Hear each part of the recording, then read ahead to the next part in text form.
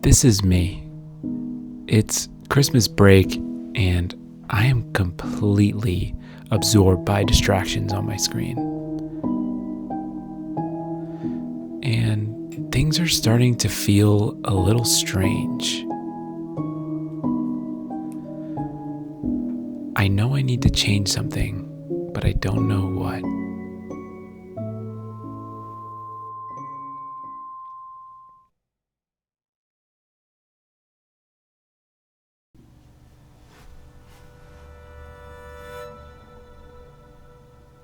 All right, I've got to figure this out.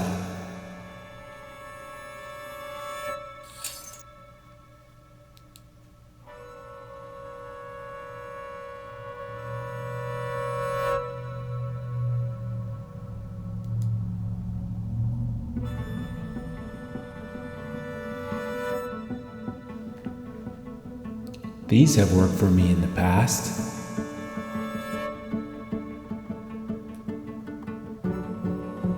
But they're not working anymore.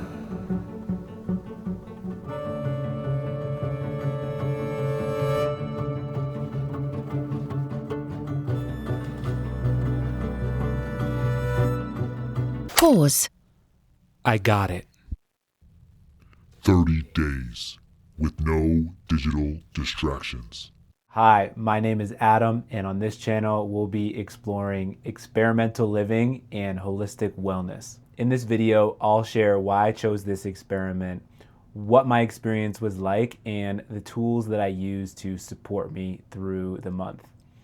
Stick around to the end of the video because I share tools that were fundamental to my success in the challenge, and you won't want to miss these. So let's get into it. The average person picks up their phone 180 times a day, or once every 5 minutes. Anytime we task switch, we lose about 40% of our cognitive capacity, which is the same as after pulling an all-nighter. I decided to run a 30-day experiment. The experiment was basically to eliminate all screen time that was not for productive usage.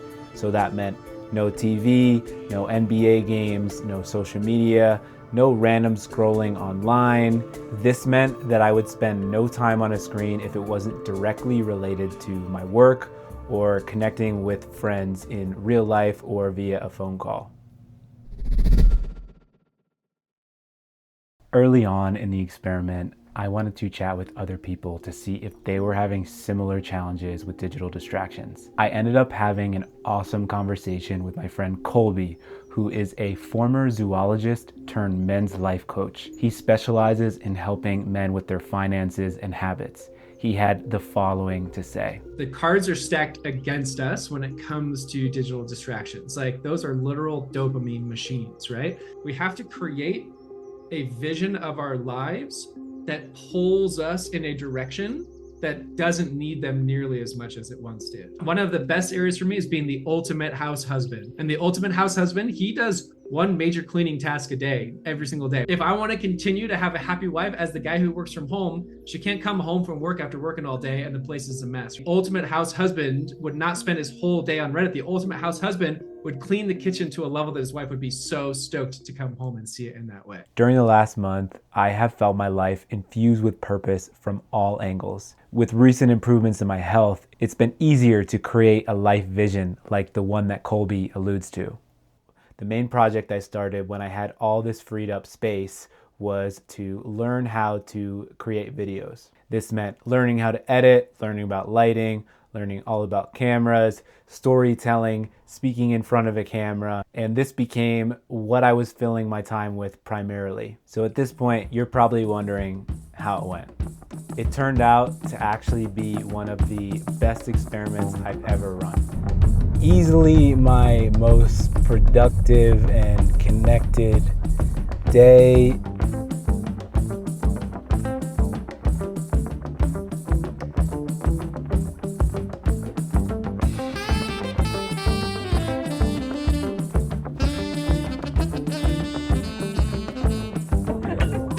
Okay, we're ready for the trick.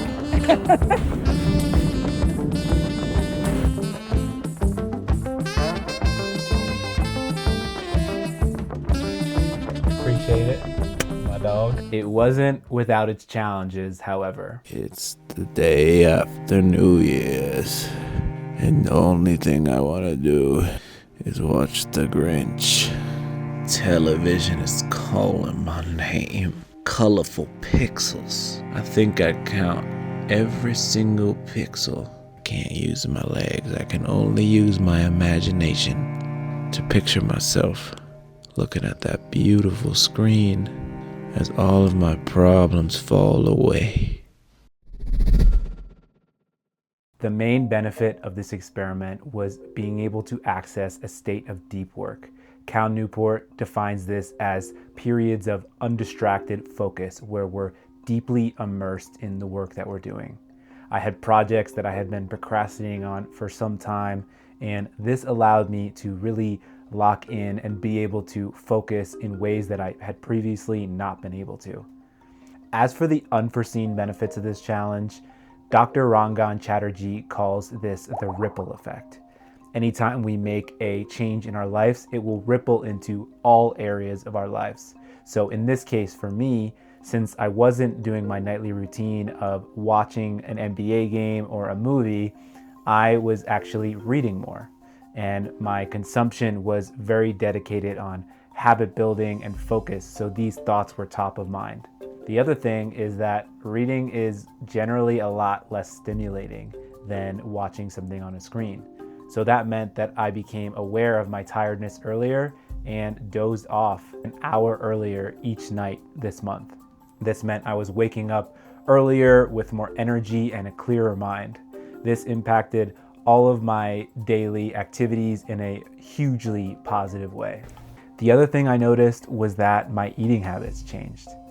Sometimes I cope with stress by overindulging a bit in food.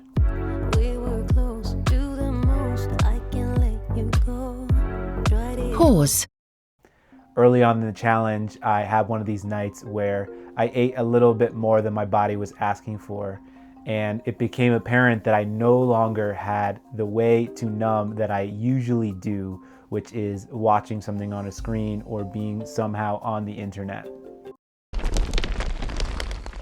Now, with any behavior change, environment is paramount.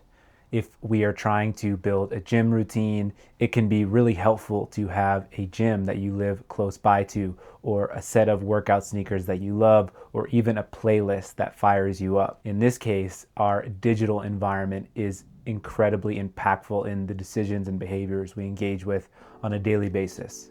That's why I use different tools to be able to set up my digital environment so that I could stay on track for this experiment.